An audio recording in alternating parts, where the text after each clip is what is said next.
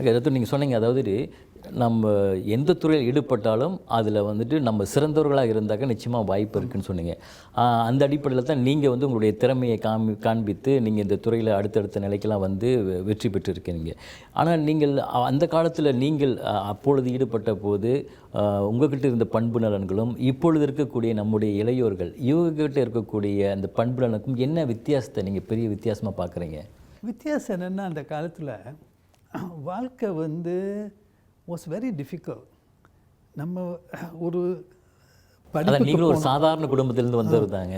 ஒரு படிப்புக்கு படிக்கணும் அல்லது ஒரு சாதிக்கணும்னாக்க ஆர்வம் வந்து ரொம்ப இருக்கணும், அதுக்கு முயற்சியும் ரொம்ப இருக்கணும்.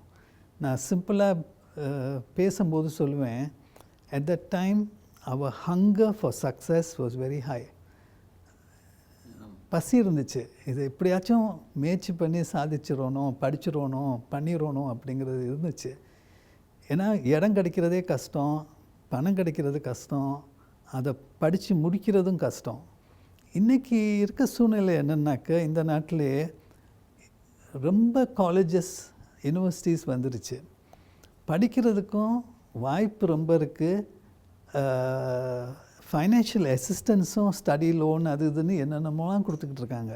பிள்ளைங்க என்ன பண்ணுது, வீட்டில் இருந்துக்கிட்டு அம்மா அப்பா வீட்டில் இருந்துக்கிட்டு படிப்பில் அக்கறை குறைச்சலாக இருக்குது. அந்த பசி வந்து குறைஞ்சிருச்சு.